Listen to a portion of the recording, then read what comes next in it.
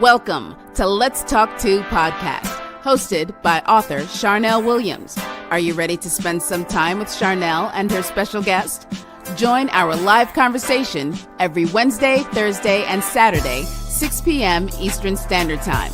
Now, here's your host, Charnel Williams.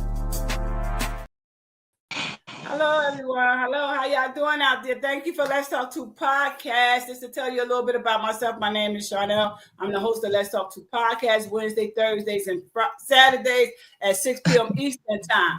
So I have a special guest. Like, you know, all my guests are special, y'all.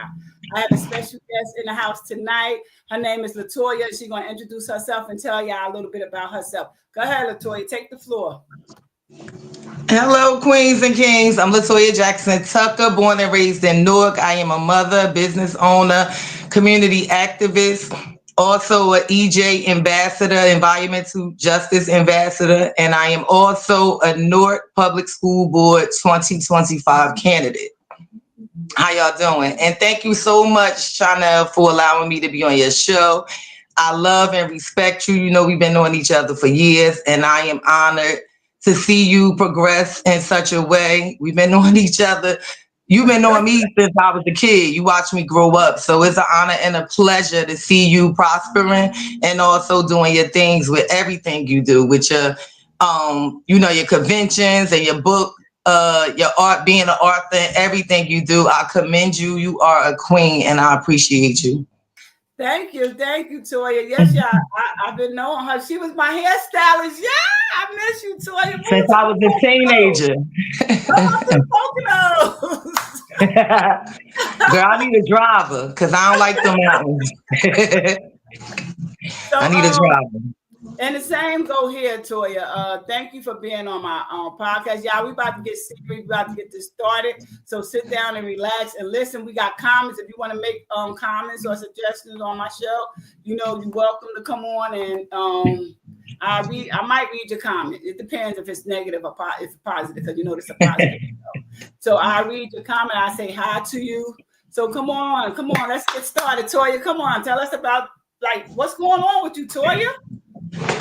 Well, 2022, my son had a fight in school, and I got a phone call saying that I was out of town with my sisters, and they basically told me that my son had gotten into a fight and they would give me some information. So when I flew back into Newark and tried to get the information, I was hoodwinked and bamboozled by the Newark Board of Education. They had me sitting outside for a long time and basically took me through things that I don't want no parent to ever have to experience. So it led me to become a full-fledged activist and now a licensed cosmetologist to the side. On the side. I love Newark. I grew up in Newark. I seen Newark as a child and I seen how beautiful it was. I seen how much hope and respect we had as a community and a village. And although I know some things occur here, I remember when the education system was great. By the 8th grade, I felt like I could take over the world. We had teachers that poured into us in a way that if we had trauma at home, schools was our safe place. So now, you know, my kids growing up in school and me just seeing the different things that's going on is heartbreaking.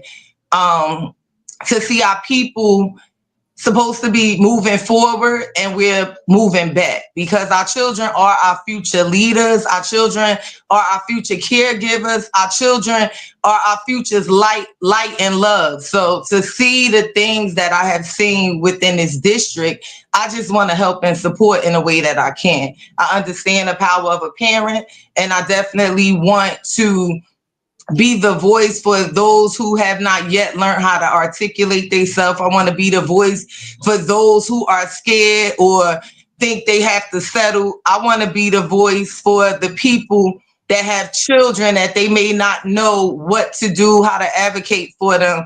And I just my whole thing is I got you, because me being educated, me knowing how to articulate myself, me knowing how to communicate. I feel like I should have never, ever been through the egregious behavior that I went through because of policy and ethics. Like, we have to follow policy and ethics, but it's like nobody else is following the rules that are in black and white. So I'm also doing a lot of stuff. This green job economy is very big. I stumbled upon a program while I was working under the Brick City Peace Collection with one of the nonprofits.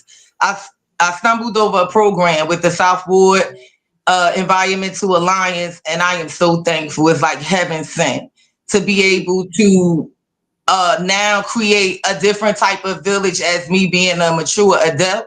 I am thankful. Like, over the next 10 years, well, the next 2 years, there will be an influx of the trades like carpenters and electricians and plumbers. A lot of these people that have these union jobs that have been operating in these positions for a very long time, over half of the workplace will be retiring. So like here in the city of Newark, they have millions of dollars to train our community. We are called the disadvantaged community, and they have millions of dollars through a lot of various organizations and this ecosystem that I am now a part of, the South Ward the South Ward Environmental Alliance. They have a lot of money, a lot of training, a lot to pour into our community to make sure that we're successful. So I definitely want the community to take full advantage of everything Newark has to offer, because it's a lot of talk about Newark. It's a lot of talk, especially with our community and our people, of what we're not doing or what's not here. But you got to think about it. Why are people looking at this city to want to come and tap into, and all this gentrification and all that? Like, we're not taking the advantages of all of the trainings and programs and all of the opportunity here in Newark. And like, just like yourself, you also experienced opportunity in Newark and you took it abroad. Most of the time, but you still come back every year. You do your part thing over there. You do various things within a community. We need our community back. We need everybody that the city of Newark has poured into, that basically has leveled up and left and feel like they not looking back. We need y'all to look back. Y'all are our alumni. We need y'all to come back. We need y'all to pour into us. Myself too. I got a few people here that's actually pouring into me, but we got greatness that came out of Newark. We got so many people that's around this globe that came from this very city right here. So it's time to give back. And this is home. And that's why I won't leave, because when we leave outside of our doors every day, we want to make sure our dishes is done, our beds are made. When we come back from that hard day of work, we want to make sure that it's comfortable. And this is home to a lot of us. We was born and raised. So I'm not leaving until it's actually comfortable, until I make sure that my dishes is washed here and my bed is made here, and that I'm pouring into my community the way that my community had poured into me. So I love Newark as much as, all the stigmas that we have going on. I am here. I am in the mud, in the paint. I am still within the community. I am supporting the things of our administration. I am supporting my community because we need support, and we need to know that we are all assets, and we need to tap into our greatness and not our shortcomings. So that's why I'm still here. And because you talked earlier about like giving back to the community, like there's so many advantages that the people can take advantage of too. So many programs that people can, but do they know about the program? So, well, I know I'm spreading the word as much as I can. A lot of the things that's going on is people actually stepping up, like they send out things, but you have to actually be in the know. You actually have to actually position yourself in a space where you're getting this information and building relationships with all of this stuff that's going on. And that's what I've been doing. I decided to stop thinking about all the negatives and start supporting my community and standing up and just coming outside. And I have a lot of time on my hands. I'm also a wife of a incarcerated person, because we don't call them inmates. That's very disrespectful. I'm a wife and a mother of an incarcerated person. So I have a lot of time on my hands because I don't have a brick and mortar anymore. I'm also taking care of my mother. I'm making sure that, I'm in this moment when all of this stuff is going on, because I've been running for a long time. And my mother been holding me down for a long time. And a lot of times when we running and life is lifing and we trying to, feed our families, we lose focus of what's important. So everything, while I still have my people, I want to let them know how important they are to me, my immediate family and also my community, because we losing people. It's Ramadan and I'm looking up and down the timeline like yesterday. And I seen a couple of people posting. I haven't been out in a few months, but I was actually outside with some of these people. So life to me in this moment is so precious. It's so special. It's not to be taken for granted. And I want to make sure that I'm doing what I'm supposed to be doing. We in this great city, great city, not only in this great city, in this great country of America, we live by perception. Everything is about perception. Right. How good I look, how good I talk, how good I walk, what I got going on. We worrying about everybody's perception. And in this moment, we not worrying about our creative perception of who we are, what we doing, and how we moving. And that's what's important to me. I'm not perfect, but I want to go to Jannah. I want to go to heaven, one day. When it's my time. I don't want to go to hell. So I'm being very intentional and very mindful of how I move.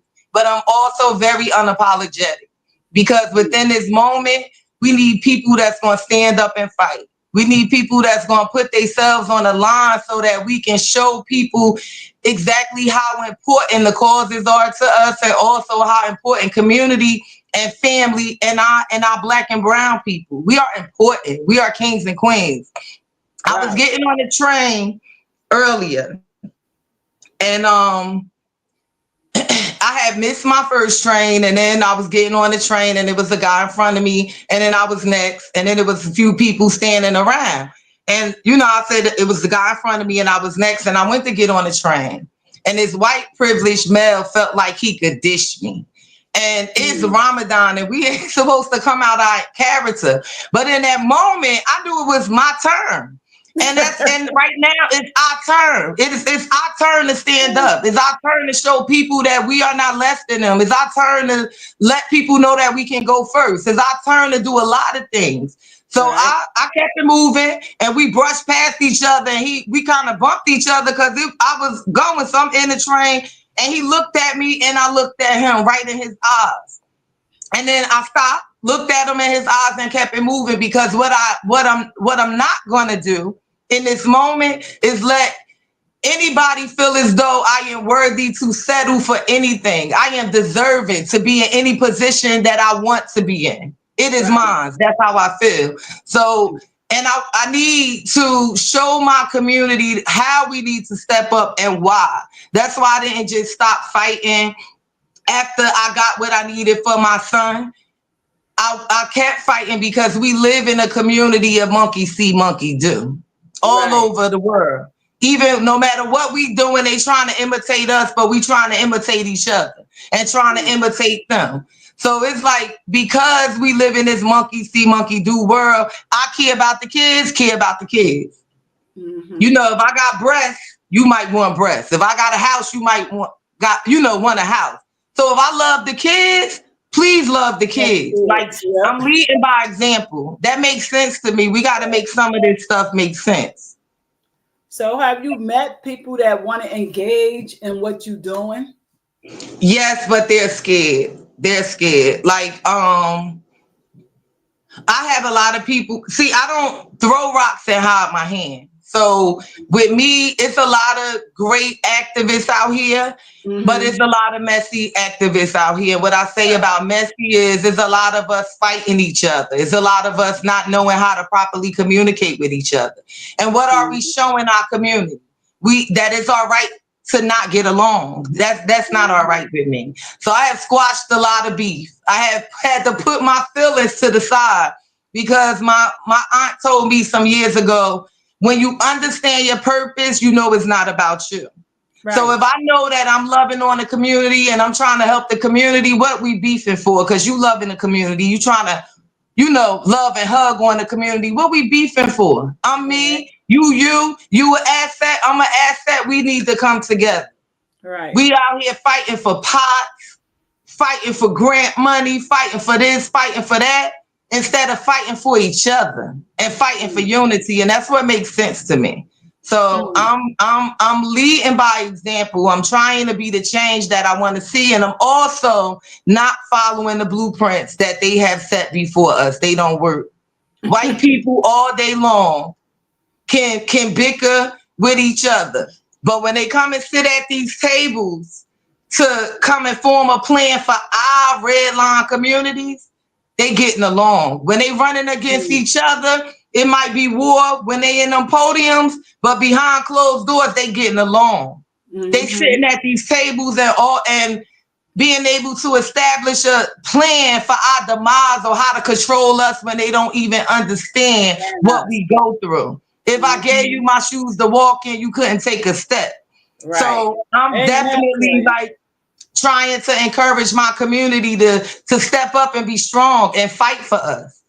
As we look at each other as individuals, they look at us as Black people that are less than me. I'm not less than anybody, and I know that. So I'm walking my walk, I'm talking my talk, and I'm unapologetic about it because I love my community genuinely. Like, yes, I want the bag. Yes, I want the money. But God is like, I could plan to get a bag, plan to get the money, and then God will shut my plan down. That's right. If I'm not doing it from my heart. So the things that I do is from my heart. When I advocate for my community, it's from my heart. And I'm glad that I have enough time to be able to move around and shake the table as much as I possibly can, because in this moment, that's what is needed. We got to shake the table. We've been saying we shall over. Like, it's our time. It's our time right now. It's our time. Now, Toya, I know you, and I know you speak what's on your mind. You trying to do so much to the community. Have anybody ever pulled you to the side and say, Toya, don't say this, Toya. Don't do this, Toya. People love me, and they understand that the issues that I'm fighting for, I'm also living through these issues. This is not an issue that I see that somebody going through. These is the shoes that I'm walking in. So how could you tell me how to express myself? How could you tell me how I feel? Like, people told me to stop saying fight, say advocate. Advocate. White people advocate. Black people have to fight. We have to tear down the walls. We have to break down the barriers. We have to get in the mud. We have to yell and scream. And then they got all of these syndromes. The angry Black woman syndrome. They got all these things for us because they done pushed us in a box and tried to push our back against the wall. And I'm so thankful. I say alhamdulillah for everything, because through all of this trauma that I have experienced, I am still standing. I'm still standing in my right state of mind. I'm still standing physically. I can move around. I'm still able to move and talk and walk and express myself and have conversations with people. And I go to the council meetings a lot, and I don't touch on all issues, but I was downtown today and I missed my train, so I went outside. And when I went outside, I went in the back of Penn Station and I seen some people there. And I was standing there and they was, laughing and talking and stuff. And I'm standing there and I'm like, I'm not engaging with my people. So I asked them where they from, and they like the South. And I'm cracking up, because whenever you see anybody in Newark, somewhere body you might not see in like a displacement, you ask them where they from, they say the South. So I know that the South, if everybody that say they from the South is from the South has a lot of issues, but they also have a lot of strength and a lot of power. But I talked to them, and no disrespect, but are y'all homeless? And two of the guys said no, but the woman said yes. And then I told her, I said, I'm not homeless, but I almost was. And I was able to get some help so that I wouldn't be homeless, because stuff be rough. Things be going on. And I said, I don't know like how to help you, but what can I do? Like, what are you looking for?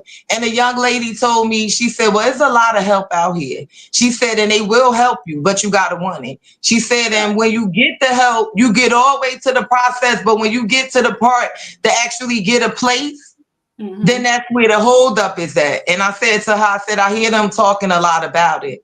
And I said, it's a lot of people that need housing, and it's not enough housing for all these people that need it. So I told her, I said, I commend you, sister, for what you're going through.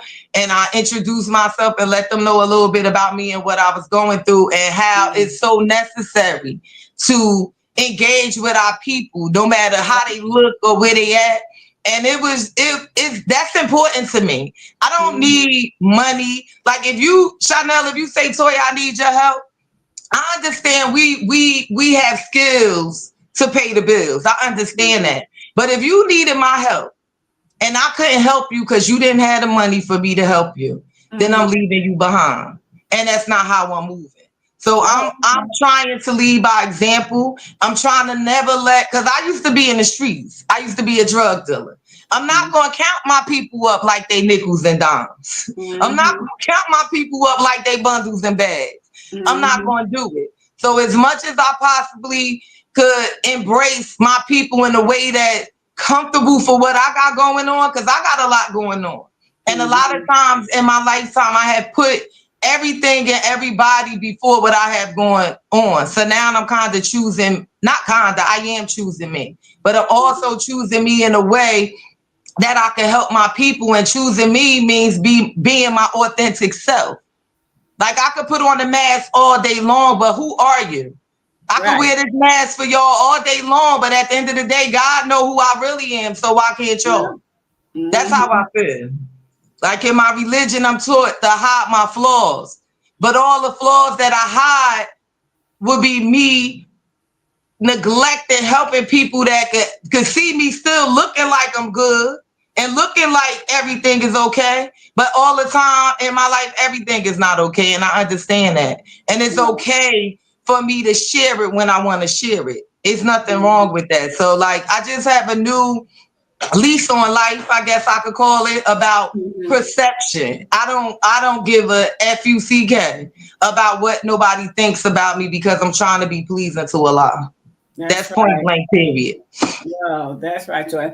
Oh, since you don't grew a lot, as you got older, you don't grew a lot. I appreciate that, girl. Because they be testing me. They be testing me. Yeah, I know. Somebody called me little sister the other day. And I was very hurt by that, because I felt like it was a shot. But I also understand that the person that said it to me is younger than me, and we all have room to grow. So you get a pardon for that, because we got too much to lose. And we have to understand that when we sit at these tables, it doesn't matter whether it's with white people or black people. We need to conduct ourselves professionally.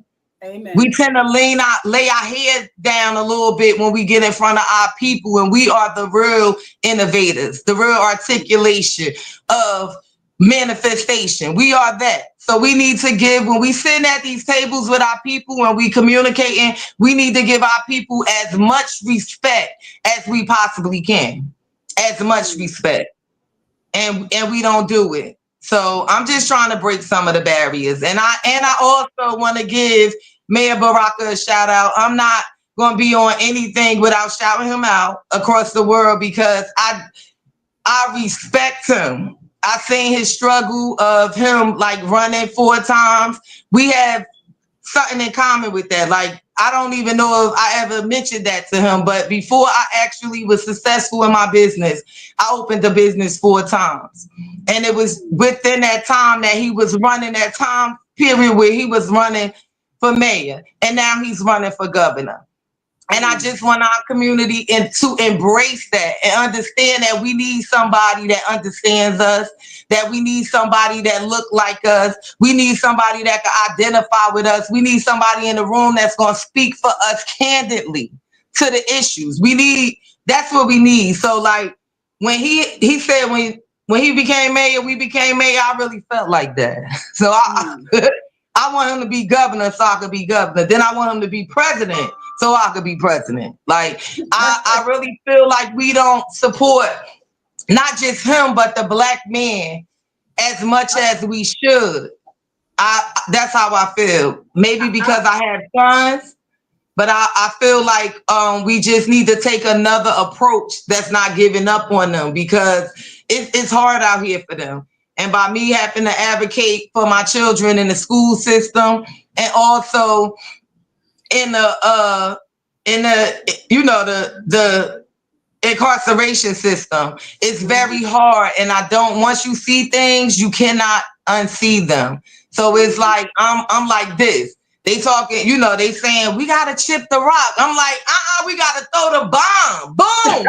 Like, we gotta let them know they can't play with us. How long are we gonna live and go through this stuff that we don't have to? And all it takes is for us to understand that we gotta come together. We gotta trust each other. We gotta show that we are one, because that's how they group us up. We all, it don't matter if you Chanel, Anthony. I mean, no disrespect, but you Chanel, Anthony with all these accolades, and Bill Cosby with all Michael Jordan and all of these, Mayor Raza Rocca, LaToya Jackson. We got all these things that we feel like make us great. Right. And at the end of the day, they look at us as we beneath them. But so I don't like, girl, I'm like, no more. but let me ask you this. Do you think that some of us, because it's us as a community, and I'm gonna say that Black people, we don't stick together. So do you think that plays a big part in everything? It plays a big part in everything. It plays a big part in everything. It is the most essential part of us understanding who we are and where we come from. Like, I know I'm a queen. That's why every time I get dressed, no matter where I'm going, what I'm wearing, I'm a queen. That's right. Anywhere I go, I'm a light. That's how I feel. So I'm me. I come with, and I had to, because I prayed for a lot of years. People tell you this and you that, and a lot of people that I love couldn't take me. But I'm praying and praying, and God building me up more and giving me more better articulation of what I'm saying, and it's still coming. Like, at the end of the day, whether I sugarcoat something or say it at a low sweet temperature, or if I'm talking like this, they're gonna take me the same way. So just take me, okay? Because I don't fit in. I fit. That's it. I don't fit in, and I ain't trying to. I am not trying to fit into what they got going. I don't fit in. I don't, and I'm unapologetic. So all the things that you're doing, that you're working on, what are you trying? I understand you're trying to help the youth, the school system you're running for. You're trying to do this. What is your biggest goal that you're trying to accomplish before the 2025 ends? Okay, so it's a couple. I have a couple of goals because I'm doing a lot, and I ain't even get a chance to tell you all of that.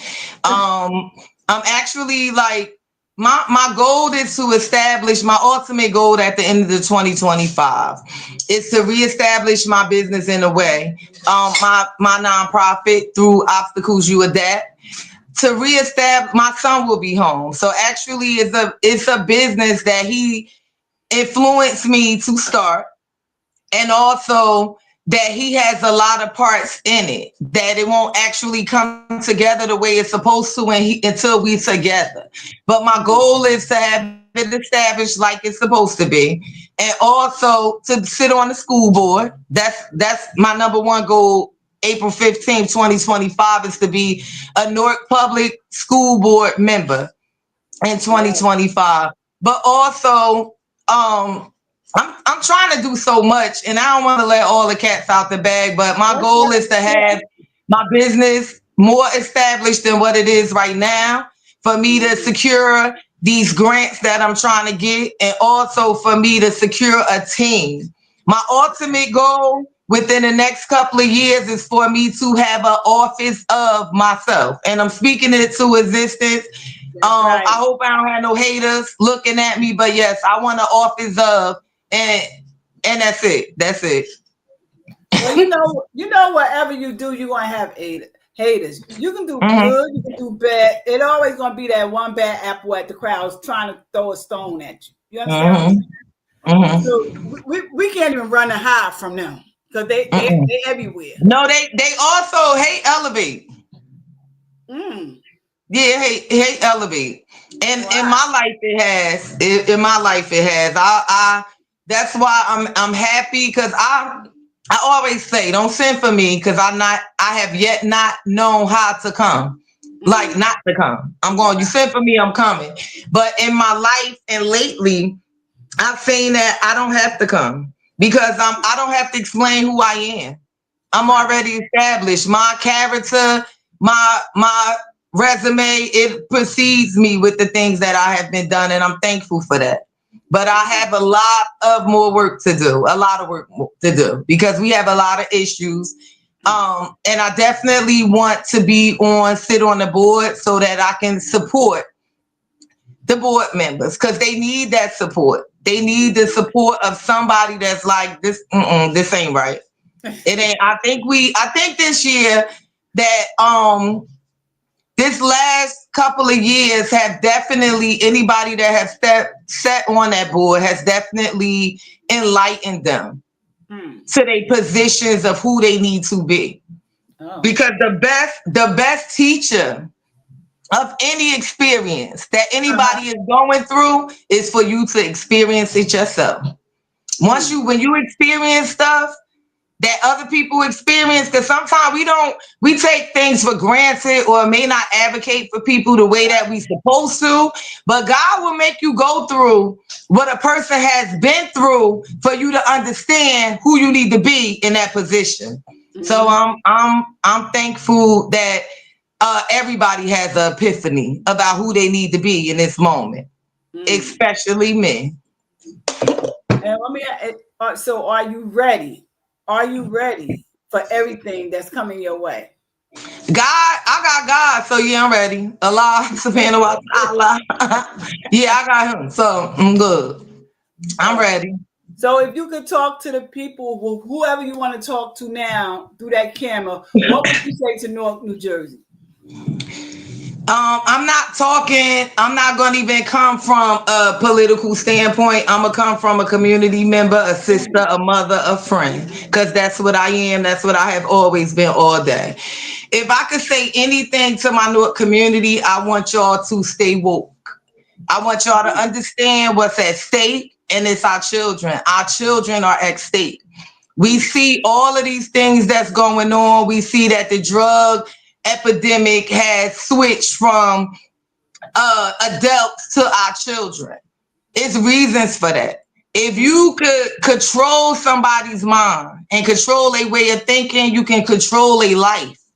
So we have to be mindful of what we putting in our bodies. We have to be mindful of the energy around us. And when we are engaging with our community, we need to change our conversations. Because our conversation should no more consist of material gain, material happiness. It should be education.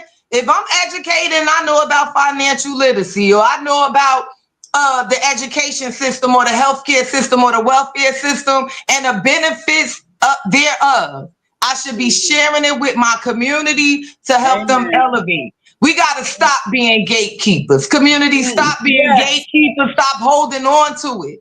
Because God made us, especially in this nonprofit community. Grassroots, for anybody that don't know it, that has started a nonprofit or that has a vision that's nonprofit, it belongs to the community. Your job is to have a vision, build on that vision, get you a team that can expand on that vision, motivate them, not control them, sit them at the table together, know who your assets are, put them together, pour into them so we can start sharing out to our community and we could be great. I want to see my community be great.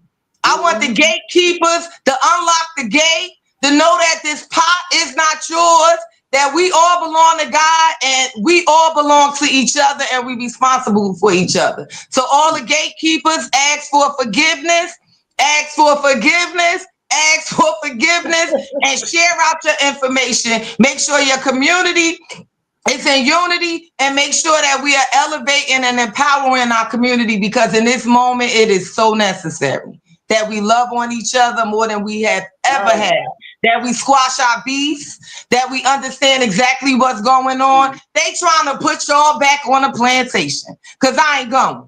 I am not going. I am not going. I'm building an underground railroad right now. I'm not going. I'm not going. I know that's right. I know that's right. And then you got to get people that, people have to listen. Like you said earlier, I guess you was talking about the grown-ups, about being scared, being, they fear of doing this. They play with us like that. A lot of us not in our rightful place because we keep playing games. We don't want to grow up. We got to leave these things alone that we know are not productive for us. We got to leave this stuff alone that we know is not elevating us. And we got to make sure that we understand that we got to love our neighbor. Right. When we look to the left and to the right, we should be wanting our people with us, not hungover, we got a lot going on. Yeah. And I think that love is the most powerful force on earth. And if we get a little, then we'll start seeing some stuff change. Right. But they have done a lot to us to make us feel like we individuals. When we grew up as community, Chanel. That's why we still engage with each other the way that we do, because we grew up in a time of love. Because these are our children and our grandchildren. We got to start spreading that love that we can remember when to outside community. Right. It's all about, excuse me. Now, I think I talked about this today or yesterday. Excuse me. I talked about this yesterday. Like, a lot of us don't engage no more. We don't, we always thinking about self. You understand what I'm saying? We ain't thinking about everybody around us. We just worrying about ourselves. How can we do this? How can I? But you gotta know it's a team. You gotta stick together, and we don't do that as people. We don't How would you change? If you get in office, how can you trying to put everybody together and everybody engage in one another? So a lot of I'm gonna talk about the drill rapping culture, because my son is a drill rapper, right? So a lot of things that goes on in our community, we have policy and ethic rules that means that we can't share out this and we can't share out that. And that's bad. That's bad. That's like we got a saying in our community, a closed mouth don't get fed, right? So if people don't know about the issues, how can they help? If everything is locked and sealed and it's an issue that occurred and we pushing it to the side and it's a secret, there's no restorative justice. There's no people that we can actually sit at the table together. And that happened to me also with me advocating for my son. That was something that I was begging them for, because I'm walking around, I'm Millie Rock. Like that song, I'm Millie Rock on air, but I'm everywhere. And how dare anybody know that a situation can be unsafe for me and hold it to themselves or say, let me handle it, and don't feel like I'm supposed to be in a mix with the restorative measures. They feel as though we can't do that. They feel as though if me and you, Chanel, had a disagreement, we can't sit down at the table as adults and hatch it out. Yeah. They have it, but they won't even take the time. They just shut it down. If we need a therapist in the room with us, put her in there. We need a cop, put them in there. We need some boxing gloves and some shorts and some sneakers. Put it in there. But we got to squash this stuff that's going on so we can move forward. If we're not putting out the fires and we just putting Band-Aids on things, they're not going to heal. They're going to eventually bleed out again. And then the thing is, the people closest to the problem is closest to the solution. And then that's an issue with me too, because we know this. We got it documented. But yet and still, it's so many people, and I'm just gonna candidly say that they're so scared for me to sit at the table because they think I'm gonna mess up the money or something. I done heard people say more trauma, more money. Like, it's like, yeah. So it's like, do we really want to fix this stuff that's going on in our communities? Or is we hustling and flowing? Is we making sure we get to the bag and just the few that we want to get to the bag instead of teaching our people exactly how we need to get to the bag? Like, I don't, I'm going to say this, say I'm cocky or whatever you want to say. But there's nobody that could duplicate me. Right. I am me. I am a queen. I know that. Nobody can duplicate me, but I can teach some people some things that they can hone their skills to be them. But I'm not scared to help you. And you shouldn't be scared to help me because I can't be you. I don't care if I imitate you down to a T. I cannot be Chanel. I can only be Latoya Jackson Tucker. Yeah. So we gotta stop. We gotta understand that, like, we got to understand that we can't be gatekeepers. That if we really want to see our community be successful, then we're going to give them the necessary tools to be successful and not be envious over them being great. If I instill some stuff into you, if I empower you, if I pour into you and you begin to blossom, then I blossom too. Because when one win, we all win. And we not understanding that. I understand it. Yeah. I understand it. And I also understand that there's 1,000 ways to get to grandma house. So can't nobody stop my flow. I understand it. So I ain't mad at nobody. And ain't nobody mad but the devil. The shaitan mad. A lot of people, it goes your mindset. Some of them mindset is not right. You understand? Well, we got to get them right, and that ain't hard to do. Let me just share something with you, and I hope I don't start crying. In October of last year, I worked for a year, 1 year to be exact. I worked for somebody, and I did everything I possibly could do, and like as if I was like a armor bearer. I gotta take this. I'm sorry, but I'm gonna stay on the phone. I'm turning it down a little bit because it's my husband. I can't miss his call. But I was very hurt by me not being there. But while I was there, I stumbled upon the Southboard Environmental Alliance. And when I got around them and I went to school for that month, the 4 weeks, because I went through a 16-week program, the energy was just something that I wanted. It was happy times all day long. It was happy. It was inviting. I had never been, assalamu alaikum, baby, hold up. I had never been in a space that made me feel so comfortable, and that's what I wanted. So I asked the young lady, the queen bee, Miss Kim Gaddy, if she could mentor me, and she accepted. And then I told her what I needed. She went to her whole team and said, I'm gonna be her mentor. And then I guess this is what she needed, because from there they all embraced me as if they've been knowing me for years. So it's like I got a good mindset and I know exactly who I am. But everybody go through a point where they need some love, some attention, and people to pour into them, even if they've been poured into before, even if they already great. We always need a restart, a revamp. And they gave it to me, so I appreciate that. They showed yesterday we had the ballot picking. I know they busy. I sent the email. Your whole SWIA team gonna be there. They showed up for me. That stuff, when we show up, we can't change people, but it's about to show up. It's about knowing that you got somebody who you can pick up the phone or call, or a person that's gonna actually want to sit down and say, we're gonna work this thing out. And that's what they did for me. They said, leave all that hurt and pain and trauma over there. We got you over here. Leave it alone. She knew I was still mad and a little bit of petty, but she understood. Because when you hurt, you hurt. But she gave me an opportunity to be able to be myself and not have to fit in, just fit. So she know I'm an asset and I'm at the table, and that's a good thing. We are all assets, whether we know it or not. So, but once we know it, we need to tap into it. And if we see somebody that's struggling, we need to tap into them. We need to surround them and bring them up. If they mind ain't right, let's get their mind right. That's what it's about. That's right, Toya. That's right, Toya. I know you got to go. I want to thank you for being on Let's Talk 2 podcast. And you have to come back before April, before the... I am. I'm going to come back. I'm coming back. Right, I'm going to come back and we're going to talk about how my campaign going. That's right.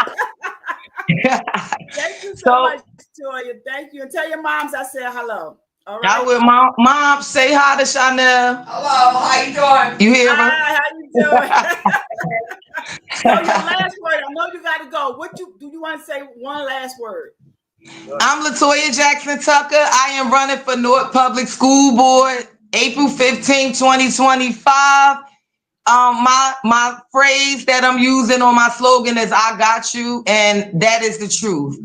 For the person that don't know how to yet advocate for themselves, I got you. For the mother who having issues with her children in school, special education, fighting or whatever, I got you. For the mother that don't know what policies say and how to articulate themselves to the Board of Education, the teachers or whatever, I got you. To the person that's scared to talk, I got you. To the people that don't know how to walk, I got you. I got you. I got you. I'm Latoya Jackson Tucker. Thank you. Good night. Okay. Good night, girl. Bye. See you later. Bye. Yeah, that was great. I want to thank everybody for tuning in. Thank you, thank you, thank you. I see y'all. Tune in.